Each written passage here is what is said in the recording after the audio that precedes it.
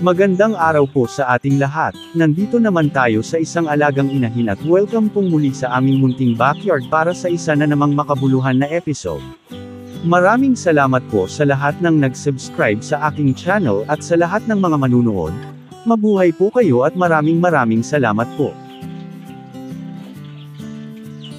Ika-116 days na ng kanyang pinagbubuntis ngayon. Sa mga oras na ito ay wala pa ring mga senyales na mag-labor at manganak ang Mama Pig.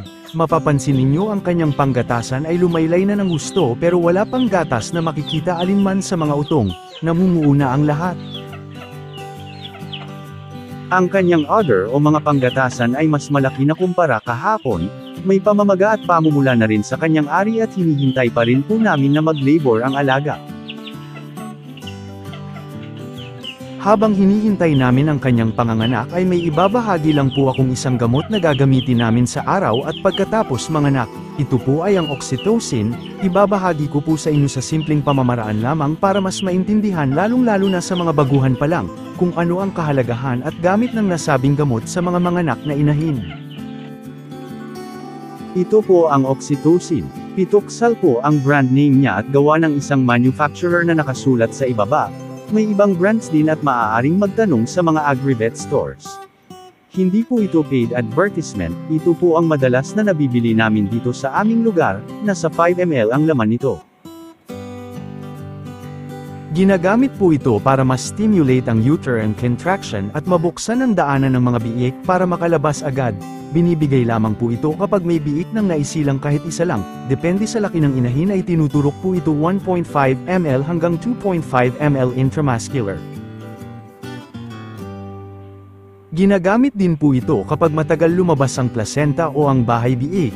Kapag nabigyan ang inahin ng naturang gamot ay expected po talaga na ilang sandali o minutes lang po ay lalakas ang daloy ng gatas. Ito po ang binibigay kapag wala o mahina ang gatas ng Mama Pig pagkatapos manganak. Ugaliin lamang po na basahin ang label para sa karagdagang impormasyon at tamang paggamit. Nakasaad po sa label ang dosage and administration, hindi lang po sa mga baboy pati na rin sa ibang mga hayop at subok na rin na epektibo. May mga nakaraang video na po ako sa actual na paggamit nito habang may nanganak na Mama Pig at ilalagay ko lang po ang video link sa description. Kapag manganak na itong inahin ay ibabahagi ko ulit ang paggamit nito. Ano naman po ang kaibahan sa paggamit ng Lutalize at oxytocin? Disclaimer lang po na limited lang ang aking kaalaman patungkol sa mga gamot. Ito ay base lang sa aking personal na pagkakaintindi.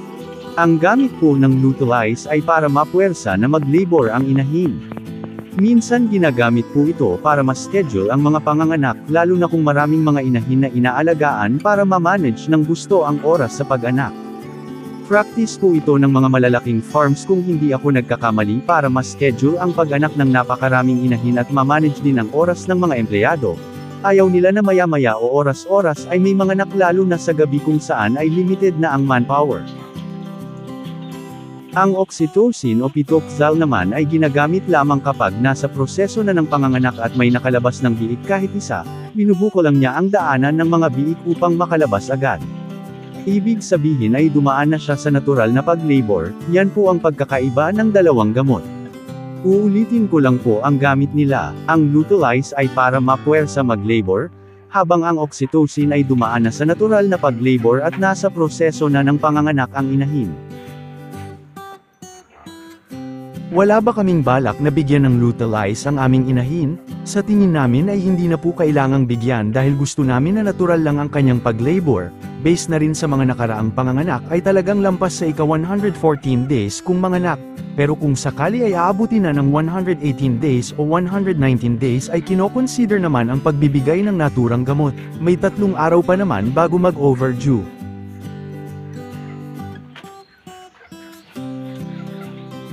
Balikan na po natin si Mama Pig na wala pang plano na manganak, pero halos araw-araw ang may mga pagbabago naman sa kanyang katawan. Kahit konti lang ang kanyang pagkain na halos tubig na lang ay hindi nang hihingi at nagwawala, hihintayin na lang muna namin ang kanyang pag-labor.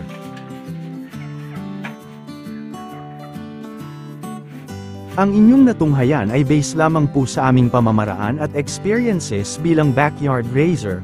Maaaring hindi angkop ang aming pamamaraan sa ibang mga nag-aalaga. Hanggang dito na lamang po ang aking video. Sana ay inyong nagustuhan at may nakuhang mga simpleng kaalaman sa munti kong ibinahagi. Shout out sa lahat ng mga manunood. Maraming salamat at happy farming po mga kaibigan.